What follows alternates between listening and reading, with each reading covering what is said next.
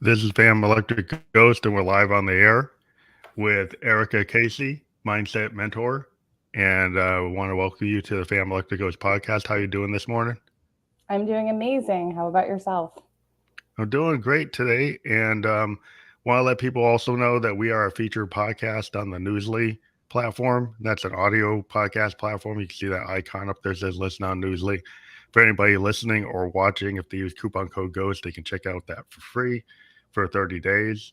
We will be on Newsly later tonight. We do have a couple of your links up. We have this one link here, the linkmate.one /link /Erika Grace. And then we also have your Instagram, and let me get that one up because I just had it. Here we go. Yeah, so we have your Instagram too, so you can check that out. These will be fully clickable when we're published, so people won't have to worry about trying to remember them. And then today we're going to talk about this topic is the topic for today's podcast is adaptability spotlight, navigating setbacks and moving forward. So before we get into that, some of the new questions we like to ask people just to get the story started. Like, what motivates you, and why do you do what you do? Um, so I don't know if I'd say it's necessarily motivation. I've just always been inspired to help people. And quickly on that, I like to point out because we're not always motivated to do things in life, but I think if people are inspired to do something, you're going to do the things that you think you can't do. You're going to do the things that you don't feel like doing because you know it's going to add up to be to your greater picture, your greater goal. So for me personally, I've always been a little bit of my backstory is I'm on my journey to becoming a doctor. I was in the U.S. Navy for almost 8 years. But before that, I just always knew I wanted to help people. I've been fascinated with medicine, how the human body works, specifically with how the mind works. So just being a non-traditional student is what they call someone, who outside of just going to high school straight into the pipeline for medicine. I've had a lot of experiences and a lot of challenges between the military, transitioning from the military, that I really had to stand on my mindset to help me get through the situations. And I realized that the mind's a lot more powerful than I ever realized, even wanting to go into neurology. And if I can help even just one person understand that you can shape the life around you with how your mindset is, and it can really affect you in a positive or a negative way, whichever you choose, that for me is my goal. Just wanting to help people, share with them, show with them how they can change their life. And it stems even bigger than that with medicine, that life choices, your daily choices can add up, and hopefully not wait until somebody is sick and then in my office and having to treat them in that aspect. Trying to start with the person first and understanding you do have control over a lot of things that happen in your life when it comes to medicine and preventing things from going down, for becoming sick and diseased and all of that. Yeah, that's an interesting place to start because I think a lot of people, they think maybe there's like external forces and they don't realize how much control they have over Right. over over their life because they kind of think, well, I'm at the hands of fate. I really, I'm gonna make held given a bad deck, and then they don't realize there's a lot of things that you can change. I'm a cancer survivor myself, at age 27, and I'm Mm. 56, Oh and my it goodness. really changed my mindset. When I Yeah. survived it, I started to do things that I thought were impossible prior to that. Right. And and you hate to have something like a cancer do it, like you said. It's like it shouldn't be cancer that does it.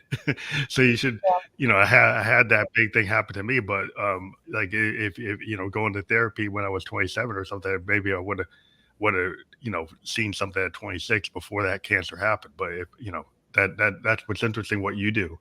And so your journey involves academia, but you had also had a personal loss. Maybe you can talk about the pivotal moment that you faced challenges and how it shaped your life. Like maybe you want to talk about that, your story there. Sure, of course. So like I mentioned, in the Navy, transitioning out. Originally, my plan, I was going to go to apply for medical school and do that entire thing, but I didn't, and I'm very blessed that I didn't. Instead, I ended up taking care of my elderly father. He had stage 4 cancer. He also had Alzheimer's disease, which I always say is ironic just because I want to be a neurologist, and looking at it from that lens to really hone in again on things I believe happen to us for a reason. Like you mentioned, sometimes it stinks. You don't want to learn lessons or learn things the hard way. And I for sure never would have asked for anyone in my immediate family to have a terrible disease for me to learn from. But it did teach me a lot moving forward that I already know, and had to deal with somebody so close like my father with the disease. And just the mindset of, I mean, it was years of the day in, the day out, and taking care of him from the cancer side of the house. He had, hopefully this isn't too graphic for your audience, I'll keep it mellow, but he had like an actual wound from the cancer. It was on the outside and the inside of his skin that I had to take care of. So physically seeing it every day and dealing with it, but then the mental side of him just slowly deteriorating it away. It's like, it's a lot for a person to deal with. And I had to really rely on my mindset and be strong to be like, there's a light at the end of the tunnel. There's something I can learn from this. There's something I can share with other people that are going through this, or maybe not even this exact situation, but anyone who's had to care for a loved one, or even if you just are having, like you mentioned, a bad day, trying to turn it around and looking to other positive things in your life, looking about how you can maybe be an inspiration to other people. Because if I found too, which I think a lot of people can resonate with, when you have those bad days, you start your morning off maybe on the wrong foot. If you don't turn it around and try to find the positive, pause for a moment, be grateful that you have a roof over your head, you have food in your house, things start to spiral and more bad things start to happen. And it feels like there's that person who's against you, you have that bad luck charm on your shoulder. And it's really not that. Our mind is just looking for more of the same. So when we start to look for more of the same bad things in our day, we'll start to get more of that. So for me, like I said, I took care of my elderly father until the end of his life. And it was just really eye-opening. It hasn't changed my mind on where I want to go with my journey, but it just gave me more conviction that I want to share with people that how you frame your mindset really does make a difference, because that could have been a breaking point. I know a lot of people that I talk to who are in similar situations in life, taking care of an elderly parent or taking care of a loved one or a sick child. And sometimes it's just very overwhelming that you feel like you can't see the light at the end of the tunnel. And I try to share with people that your mindset really does matter around it, that you need to hold on, and you're doing an amazing job, and to not just be so overtaken with the sadness of the situation, but try to make the most of it. You're doing an amazing job, and to keep pushing forward. Yeah, I think mindset is so important. And one of the things, as a creative person, that a lot of times people want to be perfect, and that's always Right. like, then it's like, so well, if I want to be a writer, but I want to be like, could I ever be Hemingway? Could I ever be Right. Shakespeare? Like, well, if I can't, then I shouldn't do it. And I Right. always have been the kind of person that kind of push people, as a producer, is like, just because you're not, Bob Dylan, you're not Taylor Swift, doesn't mean you shouldn't sing, doesn't mean you shouldn't write, Yep. because you have a voice. And a Exactly. lot of times in the nature of the world is like, people want to clone what already exists. Mm-hmm. But I think what's really important is people's individuality and their own, vulnerability, Yep. and their actor. That's the human characteristics that make you, worthwhile. That's what makes, it every day important. Because when I talk to people on the podcast, it's like everybody's an individual. They have a different world point of view. Right. And if everybody was just saying the same thing to try to get views, that's Right. boring. Yep. Exactly. I'd rather hear somebody's own the lessons learned that they have had.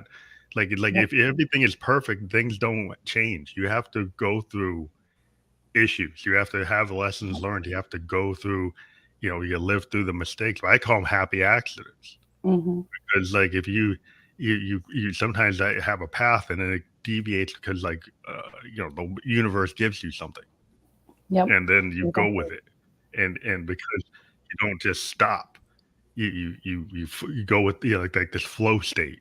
So maybe that's like the mindset like I've kind of adopted as a flow state mindset, but maybe you can talk about like people with the different mindsets and from a neurological point of view since you're studying that, like how does like if somebody who has a very narrow point of view versus somebody who has a more like holistic or expansive point of view. Sure. So yeah, I mean, it's kind of like a growth versus a non-growth mindset is how I would categorize that. So like a growth mindset is somebody, like you said, that who you yourself, it sounds like that you're willing to look at new ideas. You're looking to look at things and say, you know what, today didn't go the way I wanted, but you know what, there's a lesson to learn from it, or tomorrow is going to be a better day. And there's a lot of power in that, like you mentioned, in encouraging people to, get up, sing. Maybe you're not going to be exactly like Taylor Swift. Maybe you're going to be better than Taylor Swift. Or maybe you won't be better than Taylor Swift, but there's a lot of other artists that are still famous, popular, having amazing lives that are not on her caliber. And that's okay. We're not all meant to be, like you said, the exact same person. And there's power in the uniqueness that we each have our own story to tell. I was listening, I do a lot of course, personal development and mental mindset, a book called 10X is Easier Than 2X. And it was talking about the story of Michelangelo and how for him, I mean, no one at his time had done anything he had done with the sculptures, nothing that was so realistic to embody the human body when it came down to muscles in a person's face. So figure he didn't even have a benchmark of anyone else to go off of. He was just doing what he was inspired to do himself, that he really wanted to do it. And I would say that that's the most powerful thing for anyone to do. But I think what you're maybe getting at a little bit is in today's world, I think we're a little bit more shy because we have social media and so many people can say so many things instantaneously. And to not think about that none of that matters. There's always going to be voices and critics. And that's the other side of the people who don't have a growth mindset. And those are the people that, and you can change this, by the way. So when I say this, don't anybody think at home if you fall into a category of like, oh no, I'm like a non-growth mindset. Like I'm like I have a worse hand in life again, right? No, you can change it. Again, you have the choice. And a non-growth mindset would be a person that you look at a situation and you just think it's fixed. You think that, oh no, today is, I'm trying to think of an example. Today the Starbucks I normally go to is closed down. Oh no, I can't get my coffee for today. Instead of it's like, no, at least here being in Boston, it's like I can go, a block or two up the road and there's another Starbucks. Yeah, I can just go to another one. I can find a different coffee shop. There's probably a Dunkin's across the street, right? Something, maybe a different coffee shop. But just because that one opportunity that I'm so used to is closed does not mean I can't still get the result I want, which is a coffee for the morning. And that's a person who has a fixed mindset that it's not a growth mindset. Like I said, you can shift it. You can become a growth mindset and look at it as a positive instead of not doing it. And those are the people I think that too are the ones that you get a little bit afraid of taking the chance. And, like you said, I'm not going to measure up to be Taylor Swift. I'm not going to measure up to be this. And like, you have to look at that. That's okay, because maybe you're not meant to be Taylor Swift. Like I said, you could be greater, maybe not, but you're still going to fall amongst the other celebrities and people. So. Yeah. It's like one of the Victorian poets, because I'm really into poetry, is William Blake, right? And William Blake, everybody knows him today. In his time, nobody knew him. He was not known in his time. Exactly. They found his work because he had the presence of mind to put it on plates. He etched everything, all the poems from the songs and incidents and experience are etched like an acid on metal plates. And there's artwork that goes with them. And there's a lot of people who don't know the art that goes with those poems. Yeah, I didn't know there was art that went with it. That's amazing. Yeah, there's actually artwork. And if you go look for it in a library or bookstore, you can find like the original pieces that are like, it's like an art book. You can see the art that goes with each poem. And so it's a full experience. But he had like the presence of mind to try to make it eternal, even though he wasn't able to market himself. He knew it was important enough to put down. And I think that's the kind of mindset, like, even though he didn't know how to market, he put it down and he became famous after his death. But like, but that's a future generation passing it down. He thought it was that important. So Yep. like your work is like, if you put it down, you have no idea what the law of attraction, what's going to happen. Because Yep. even if you don't get 1,000,000,000 views or whatever, if a certain group of people find your work, you could get opportunities even though you don't have metrics that look like you're a big success. So Exactly. that's where a lot of people get the misconception in this kind of digital age that if I don't get into the algorithm, I'm done. That's not Yep. necessarily true. Agreed.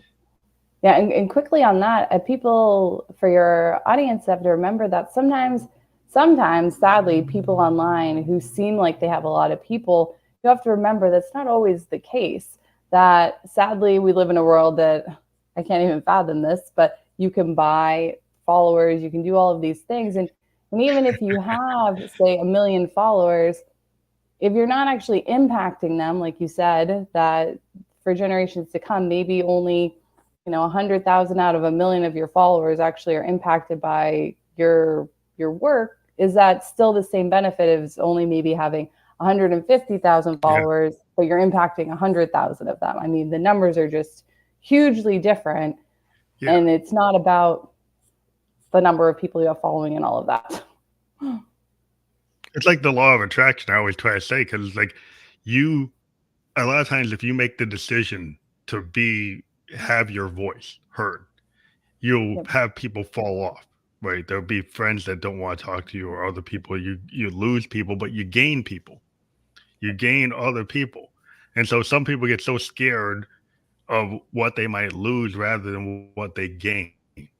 And I think that is like the mindset again. Is like the person who's scared to raise their hand in class Mm-hmm. because they're scared of what the whole class is going to think if they get the wrong answer, rather than the Exactly. person that said, "Well, I don't care. I'm just going to try because why not? I'm in school. I'm learning.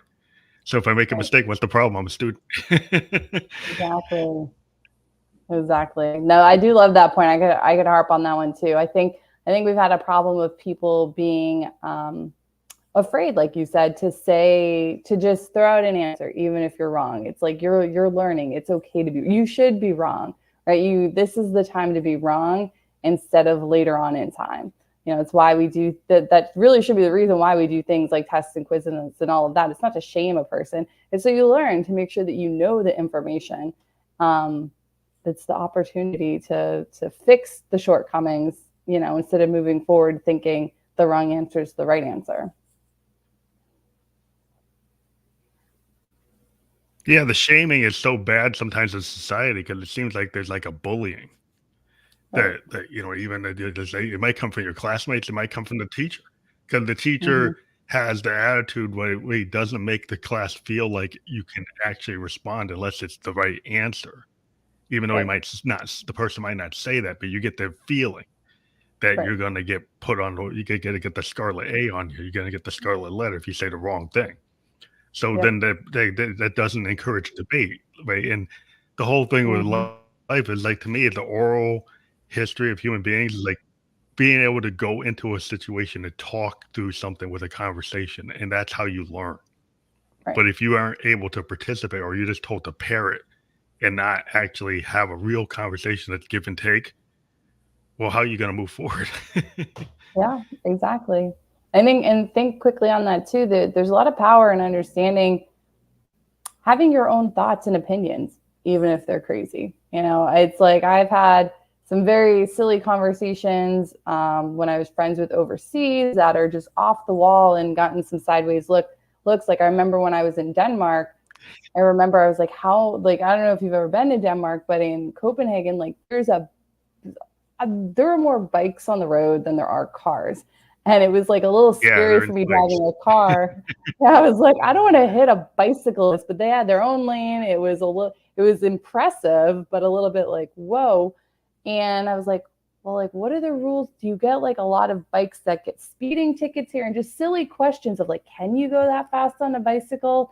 And I remember the people I was working with exactly laughed alone, like, are these real questions? I was like, I don't know. I don't even know the right questions to ask, but I'm fascinated by this. And like, Do you actually hold them accountable? Do you not? I was like, I just wanted to learn more about this situation because I've never come across it anywhere else in the world. And, I think a lot of my friends that I worked with laughed at me, which is fine because I can handle it, because I don't take it personally, which is where I'm going with this, that you have to ask the question sometimes if you're curious and not be afraid of, yeah, maybe it was a silly question, but I just wanted to learn more about the situation.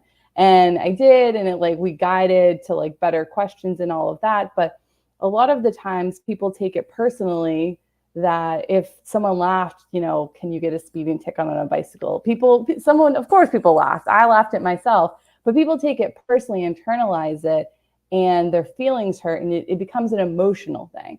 And it shouldn't be an emotional thing. It should be, I'm just trying to learn. It's nothing, it's personal. It is a funny question to ask. It's not a thought process that you would normally think, can you get a speeding ticket on a bicycle? But the only way to learn is encouraging that instead of the shaming thing and all of that. And it just comes down to mindset and having a conversation and be able to go back and forth by making it an emotional decision on how you feel about something. Whether you feel passionately about it or not, there should just still be information around it instead of feelings. Yeah, it's like the idea of music, there's no bad note, which is like there's a lot of, jazz musicians that will try to teach, young musicians, like you can respond to the so-called bad note. If you're a fusion jazz musician, you can actually take the song to a different level. Like, so instead of stopping the song and say, I hit the wrong note, you can actually evolve the song and change it. And it's a different mindset versus like maybe like a classical mindset. Well, I gotta stay within Chopin, and if I hit the wrong note, I gotta start all over. Where here is like this is the evolving piece of work, and if I hit a note that wasn't expected, I could go in a different direction, and there's nothing wrong with that. You don't have to stay in the canon; you can change it, and that's not always the case in a lot of things. Because people like, you were talking about Michelangelo, is like he's doing something that wasn't in the canon of what considered like real art for his time. So if you get on that bleeding edge, you get all these haters. He said, well, that's not art. You shouldn't do that. So it's like people who are willing to push like the, pioneers in whatever field, they're going to get resistance, and you take it personal. Like, and even if you're like somebody, like I do software design for a job, and sometimes I'm a consultant. I have to come in and look at old systems. Okay. And I run into these guys that built the system, and I've been told that we need to change the system. And when I started talking about like how we have to change it, they take it personal because they like feel like that system was like their baby. And if I'm trying to change it, I'm attacking them. And I run into this with like some men, like older men that built this stuff back in the 70s or 60s. And I had to figure out a way to do this, because this is my job, without getting into this conflict. Because it's like when I was younger, I'd get into the conflict because I would just go straight at it and say, well, we need to change this. And it would make them, it would offend them. And so I need to come at this so I don't offend them. Right. And so over time, I figured out a way to do it without like directly hitting their ego. But like that's a lesson learned for me. But like, it's just how do you approach people to make them feel like you're not trying to tear them down? Right. By asking a question. Exactly. And it's hard because, like you said, I think it starts sadly with school sometimes, that we get afraid even in the classroom to ask those questions. Because as children, we all like kind of chuckle sometimes if we don't have the same thought process and the mindset of like, is that even a valid question? I didn't even think of that. And then people start to, if you don't feel comfortable with, or even just reinforced with, no, it's okay, you can ask a question, that the old saying of like, there's no dumb or question to ask, then people start to hold the questions inside and then think like, oh, if the people are questioning what I'm doing, then it must be me. When it's like, it's not you. We're trying to expand. We're trying to look at the situation. You have to take a step back from it. Yeah, because people will start challenging, like, should you even be in the classroom? That's what I think starts to happen. People like, if you ask that question, you shouldn't even be here because you don't have the base level. And then that's the shaming. Like, why do we? And I know it's just human nature to try to kind of step over people to try to push yourself into a better position. Say, well, I'm better, Yep. I'm smarter, I'm prettier, I'm this. I'm like, there's all these things they try to push other people down because you have a deficiency. So Right. you need to push other people down to make yourself feel better. And it's kind of basic, but like it's hard. How do you get beyond that kind of selfish thing to be more empathetic? How do you teach people like a certain level of empathy to not shame people, and to Yeah. encourage like an open discussion? Yeah. I mean, the empathy aspect's a little bit more challenging to teach people. I mean, that goes to a root core of who we are. It needs to be taught from a younger age to just encourage people to be like you said, if there's something that someone else is doing that bothers you, it's probably a reflection of a shortcoming in you or something that you yourself are very uncomfortable with. That you probably had a similar question and it makes you uncomfortable because you see yourself in that other person. You're like, oh, that could be me. That should be me asking that question, but I'm not. And the best thing to do, and it takes practice, like I said, coming from a younger age, it takes outside perspectives of other people encouraging and saying, no, this is okay. Like, that was a great question. Keep going down this rabbit hole, or let's reframe the question, right? It was a good starting point, but let's like keep going further with this instead of just shutting it down and saying, no, that was a silly question to ask. But as we get older, people need to understand and take a step back and look at nobody's perfect, and to look inside and just want the best for the person, and to understand what is this person really trying to go after? What are they trying to ask? And understanding that it is, it's not personal, and it's not, I apologize for a second. I lost my train of thought. That is okay. That to take a step back from the situation. Yeah, I think it goes into like the diversity mindset, because like sometimes people come from maybe a place that doesn't have diverse mindsets. So if you're kind of growing up in a community where like things are kind of in a narrow lane and you don't really have anybody challenging that, as soon as somebody comes and starts to challenge like the canon of that uh, type of social behavior, because I was a sociology major. You Okay. get a lot of people that you get affected by anomie, and they get the microcosm and the macrocosm, and you get these ideas like, well, on the microcosm level, like I was taught a certain thing, and then I'm living in the macrocosm, and like I don't appreciate if anybody deviates from my kind of narrow mindset, because Right. like I was taught at an individual level that this is the truth, and Right. anybody else, it really might just be a belief, but I've been told that it's a truth. So then Exactly. I can't get out of that until like there's some kind of crucible moment where I realize that's not necessarily true. Yep. And it's funny because, like you said, with beliefs, and I mean, this I hopefully won't go down a rabbit hole unless you want to. It's fascinating with how the conscious and subconscious mind works, because your subconscious mind does not know the difference when it comes to beliefs of something that's true or not true.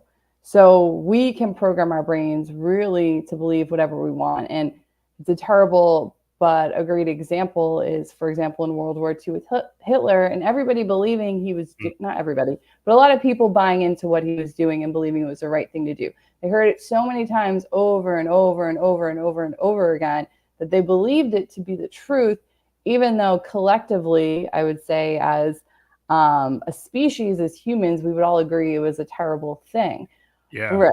But when you hear something over and over and over again, no matter what it is, your subconscious mind doesn't know the difference. It's going to believe whatever you tell it, good or bad. And that's why on the conscious mind level, I always tell people it's very important to be aware of what you're feeding your mind, because you have the choice to reject or accept something. And it really just depends on what it is you're putting into your thought process, right? Again, it goes back to, are you feeding yourself things all the time that are telling you that the world is terrible, you can't break out of your daily life habits, you're stuck where you are, all of this? Or are you listening to things that are telling you, like, no, if you want to go change jobs, there's more opportunities. Maybe you're going to have to like go get a new skill set or do this or do that. But it depends what you're feeding your conscious mind and going into your subconscious mind, that you're going to believe that, even if maybe collectively we'd say it's a lie, like maybe we're going to say the sky is purple. If you keep saying it over and over and over again, you can really program your mind to go whichever way you want. Yeah. It's very powerful.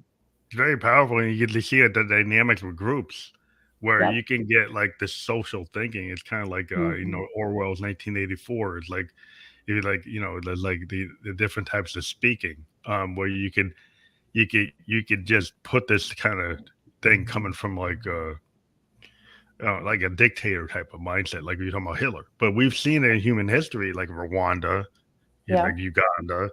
There's all kinds of situations where people were told something and then they behaved in a way, and it's like, wow. You would think as a human being, you would know that's not right. But just because somebody in power and their apparatus tells you that that sky is purple and blue, but you believe it's purple, and you can't shake it, and it's almost like you're in a trance. And it's like it's not just one person in a trance. You can get multiple people into that trance, and you get the crowd behavior, like the crowd behavior of the riot. We used to study the riot in sociology. Is that how is it that all these people that came to this thing were peaceful, and then certain people start throwing bricks, throwing rocks, breaking glass, and then they give permission through this kind of behavioral, and then suddenly other people who had no intention of doing that start doing it, and you're like, wow, like you can be led in that way, and it goes to different degrees of how far you could go, and you're like, wow. And so there's the mindset of like, can you as a human being get control of yourself? So if you end up in that right, that you're the person that pulls back, you're the person that says, well, no, I don't think that makes sense, I'm not doing that. So how do you get yourself to be the type of person that doesn't get led that way? I would say that you have to have a really, really, you need to constantly be working on, like I just mentioned, like what you're feeding yourself with your mindset, and just understanding who you are and your personal values.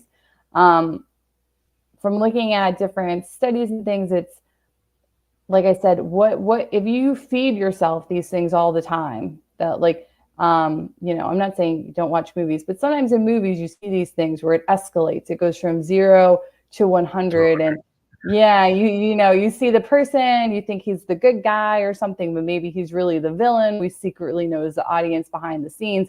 When you're in these situations, our mind will go back to those things that we've been seeing and perceiving and say, oh, okay, yeah, no, I know I'm on the right side, our group's on the right side, so this must be a justified escalation, like let's keep moving forward. And you almost go into just like a herd mentality of just joining in, not really consciously thinking, because on your subconscious mind, it's already been watching and saying like, oh, this is what you do next. And when I say the subconscious mind, it's things that, again, like think about driving. It's just such a habit. You do it without thinking.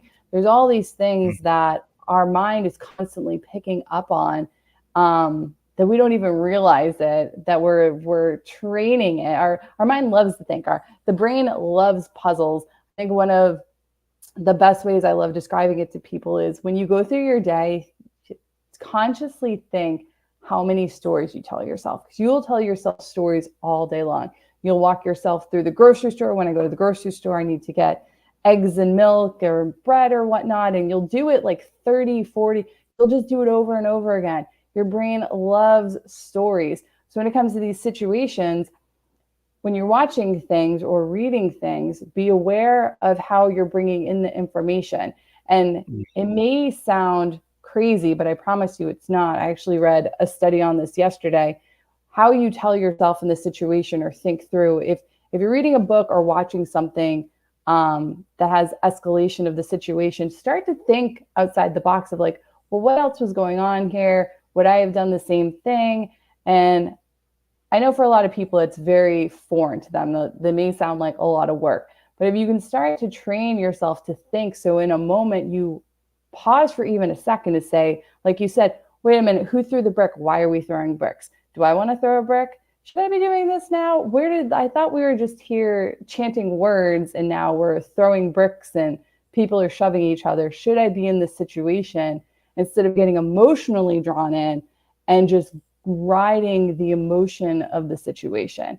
The best way to do it is just to daily start to be more present and cognizant of what you're thinking and what you're allowing into your mind. It's not going to happen overnight, but if you keep doing it, you're going to get better at it. You're going to be able to pause in a moment, maybe pause even in a moment. I love giving an example here in the city of someone cutting you off. It's very easy to get very angry very quickly for people. You go 0 to 100 right there. Yeah, some people just go boom. They get out the car, they start yelling, they'll do this, they escalate. It's like where other people are like, wait, that's against the law. I shouldn't do that. You know, that's a minor conflict. That's his problem. It's not my problem. You know, but it's a different mindset. Like you said, if you've been programmed to kind of like from a young age kind of go off the handle because you saw your dad go off the handle or your mom or your grandma go off the handle, and nobody ever told you that wasn't right. They told you, well, that's what I see. So you get programmed and say, well, that's the way I should respond, rather than maybe you have a choice. Like if you have the kind of artist mind, they got like, well, I got 5 different ways I could do this, 10 different ways I could do it. Or you have this other mindset where there's only one way to do it. Right. So if you get into this thing where you're feeling like, well, there's only one way to do this, one way to do that, then you're like, oh, I got kind of a limiting belief here. Yep, exactly. So you think like when people get older, they start to, there's a mindset where someone's like, I can't change because I've been doing this for like the last 60 years. But I've run into a lot of people on my podcast that are actually later in life, they're making big changes, which is maybe not the normal process, but like a lot of the people who come on the show are people who are older that finally kind of are going with a dream they had or doing something that people told them they shouldn't do. And if they're just loving it.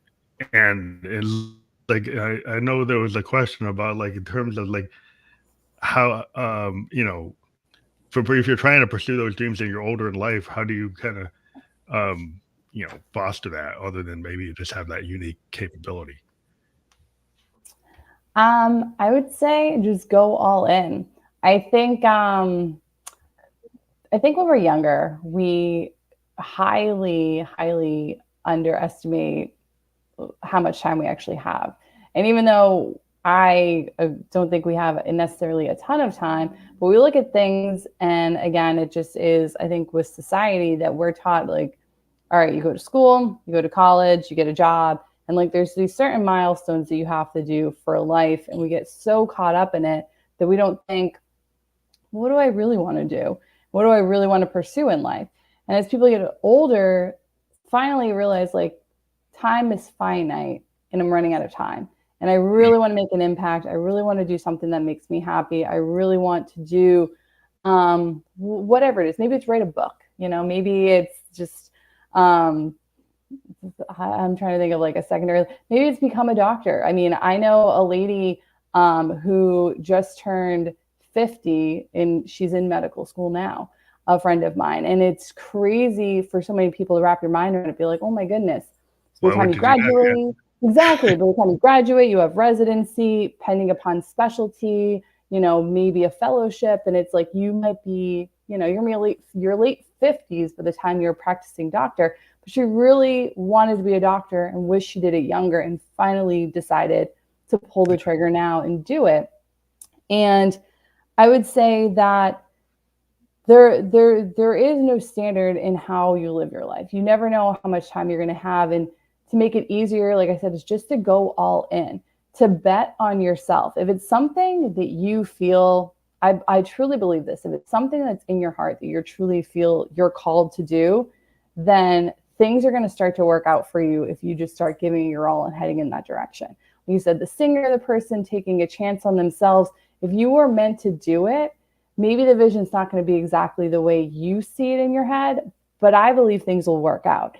And the only other thing I would say is when it comes to it is just not caring what other people think again, and not taking things personally. Like you said, everyone told her, don't do it, you're silly, whatnot. And if she took it personally and emotionally, maybe that would have held her back. But the biggest hold back that I would say is I look at things with the perspective, especially having experienced my father passing, when I'm in his situation at the end of my life, do I really want to look back and say, man, I really wished I did not care what other people thought, and I just went after whatever made me happy? Like you mentioned earlier, sure, when you grow, I hate to say sadly, but it's just part of the situation, you're probably going to lose some friends along the way. But I will look to the positive side of the mindset that you're going to make new friends that are on the same journey, who are going to encourage you, who are going to empower you, because they have a similar thought process of like, yeah, let's go, like give it everything you've got, like, and going after it.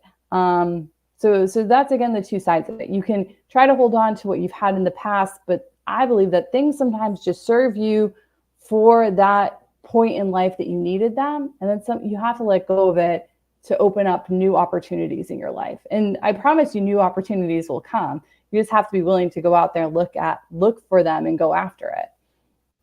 Yeah, you just can't look at the closed doors. You got to look at all the open doors. Right. Because you're going in, it's like, yeah, some of these doors closed, but there's a bunch of them that are open. And the thing is, like, you think about life, like a life expectancy was going up, and then things changed. But still, like at 50, you could maybe be doing this till you're like 80 years old. You could be, really active. If you stayed healthy, you probably could still be doing the job. So just because you start something, there are a lot of musicians that started at like 50. Yeah. And, the game is supposed to be a young person's game. But like in jazz, you could be like any age, right? And in blues, you could be like any age. So if you're good, you could be playing another 30 years. And people would say, well, you're all done. Like a certain genre, maybe you're done, because they expect that genre to be like EDM. You're young, right? You're supposed to be this young kind of mindset. But blues and jazz, the classical music, you could be playing that till you can't. So why not?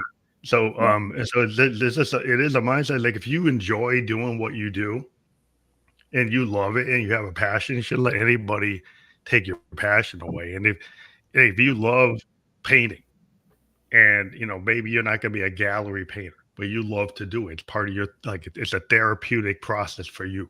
It helps you solve issues. It doesn't matter if everybody likes it, like it's helping you. Yep. And like you said, you never know. Maybe right now, this generation, this time period of people just aren't meant to appreciate what you've created. Maybe it's going to come after you've passed. And I look at it that way, that you never know then too, who you're going to inspire later on down the line, right? I think, I'm guilty of it. I have to step back sometimes, that a lot of the times we want to see what we've created. We want to see the ripple effects. And we have to accept that we're not going to see all of the ripple effects for all of civilization. That's just the reality of, the truth of the matter. People that, created aqueducts and whatnot, I don't even know when they were hundreds, thousands during the Roman Empire and whatnot. They had no idea it would progress to pipes in houses, let alone imagining a house, and just how things have transpired forward, that we want to see and be like, oh my goodness, I played a role in that. And we're not always going to see that. So like you mentioned, you just have to be happy with, like, if this makes me happy, this is my passion, this inspires me in life and gives me a smile on my face, then that's what you have to do. And maybe you'll get to see some of it and see some of the benefits of it inspiring other people. But I would take comfort in knowing that maybe not today, but maybe in the future, maybe, 50 years, 100 years from now, it will help inspire other people and create, and just be an inspiration for them. Yeah, it's really important. Like the mindset is so important and the neurology behind it. Like a lot of people, like, maybe they can't get their head around the complexity of the human mind or what's going on. Right. But at the end of the day, like you could, like what like maybe you could take like three key points in neurology that you've learned that maybe are translatable beyond like the science. Are there any kind of key points that you learned that you found are like, wow, this is something I didn't know, and something I think would help people? Sure. So I'll go circle back to one thing we've already talked about, that you really are never too old to learn a new skill set. Will it be more challenging? Sure. Right. The science behind that, like for example, learning a language. If you have a child and you're a multilingual household, or you want your child to learn another language, it is a lot easier for your brain to do it when we're younger, when it's still forming. But that doesn't mean if you're 60 and you want to learn another language that the door's closed forever and you can't learn it. You can still do it. You're just going to have to put in more work than a 5-year-old. And I don't mean that in an insulting way. It's just that your brain is older, so it takes a little bit longer to build the connections to learn that language. But you can 100% do it. You can speed up the process, as I mentioned, like a multilingual household, and maybe travel and go to the place you want to learn the Mhm. language and immerse yourself in it. That's an even faster way to learn it than just reading it or trying to take courses online. So that's the thing. If you want to learn something new, it doesn't have to be language. It can be any skill set. That the old thought process of you're too old to learn it, or you can't learn or change the habits. I'll segue that into the second one. You can change any habit that you have, but you have to start to be aware of it. And habits are just patterns. Like I mentioned earlier, repetition is huge when it comes to anything.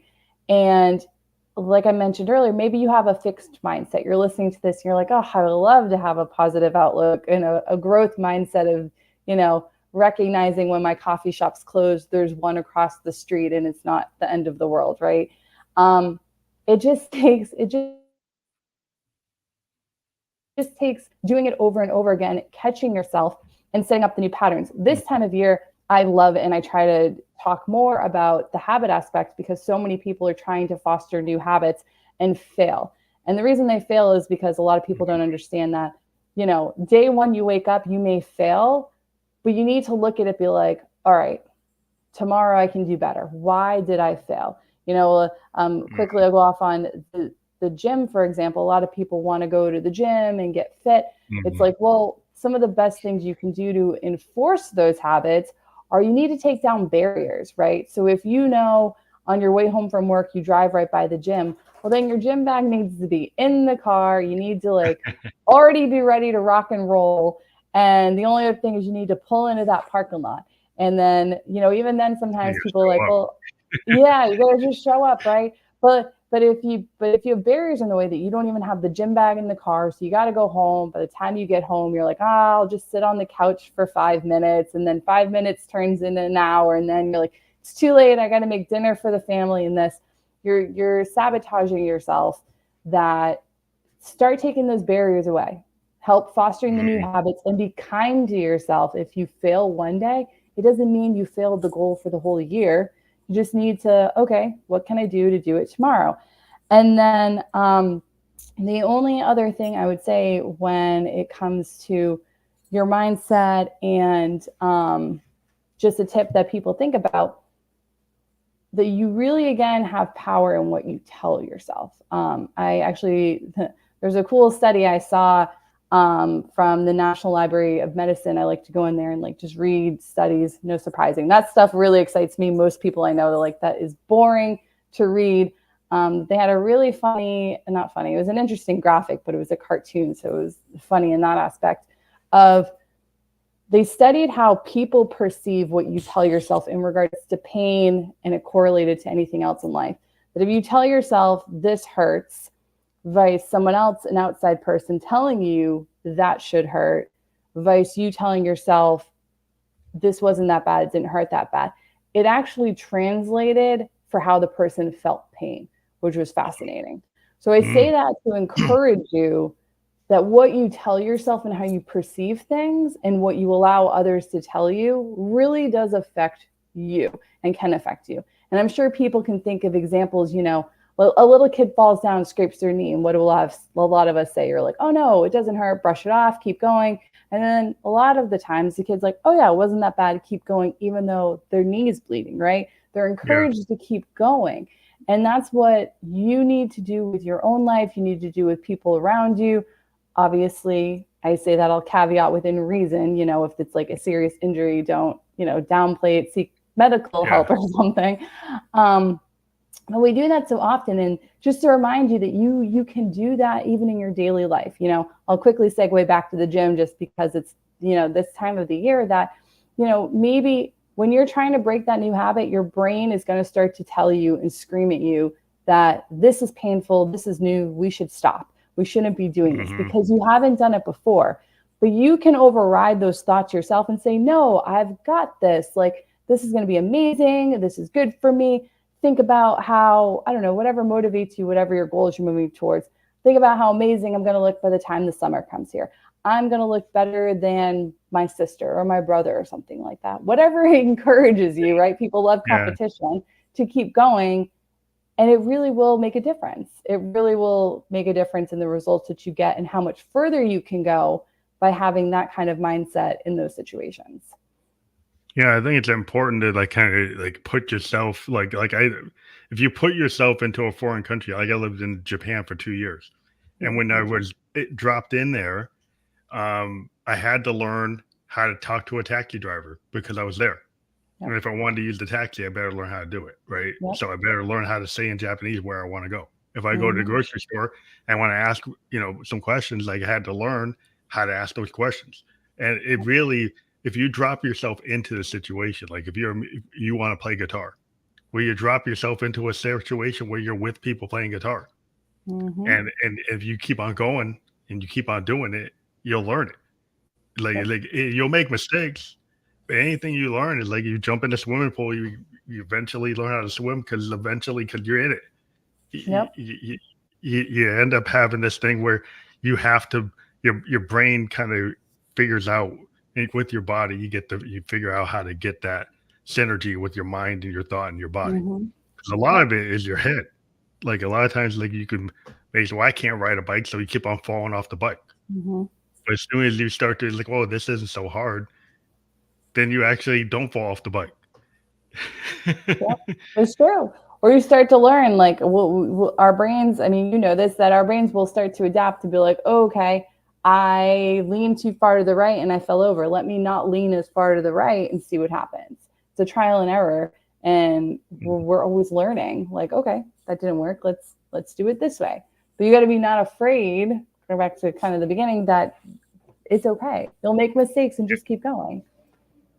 Yeah, because the pain of falling off the bike and hitting the ground, eventually, if you really want to learn to ride the bike, every kid, and I was a kid in the 70s, we didn't even have helmets. We didn't have any gear. So when we went to ride our bike, we were falling on the asphalt all the time. But we were watching Evel Knievel and we want to ride bikes because we want to be like Evel Knievel. So you just because I want to do that, I'll do it. And so you take that thing I really want to do this. Yeah. And I'm gonna have to survive the issues until I get to where I want to, I'm doing it. Right.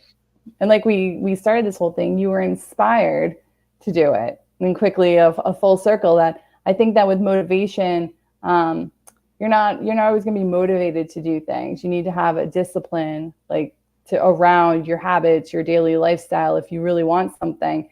And it comes from being inspired. You said Evel Knievel, you were inspired to be like, man, he is so cool. I want to do that. And you were willing and had the discipline, to some extent, we will say, maybe not discipline of getting on a bike and, crashing and trying, but you're willing to keep going, right? No, who's motivated to keep going and getting hurt, trying to be like this other person, but you're inspired. And being inspired to do something, whether it's, we talked about art or jazz, music, anything, changing your life up maybe later in life, if you're inspired to do it, just go after it. That holds a ton of weight and will get you very, very far. So I do appreciate you being here. I know your dog was having some issues. So I want to give you some time to help your dog, but I want to let folks know we've got your link up, and all the links we've indicated on the show will be clickable when we're published. So if people click on your link, mate, to go to Erika Grace, what would they find? They'll find I have a few resources on there when it comes to mindset. I also have a mindset coaching that I do to work on people just to help them. They need a little bit more one-on-one, someone to inspire them and talk them through and coach them on techniques and how to like change their thought process daily. And then I have a few other things on there about Alzheimer's, since it's near and dear to my heart, in regards to my father and just the walk to end Alzheimer's. So just some few good resources on there that are true and dear to me. That's awesome. So we do encourage people to click on that. They will be clickable. We're everywhere the podcast can be listened to or heard. Or viewed. And we will be on all those platforms later today. We were live on Twitch, YouTube, and Facebook. So well, thank you again for being on the Family Electricals podcast. It was a great conversation.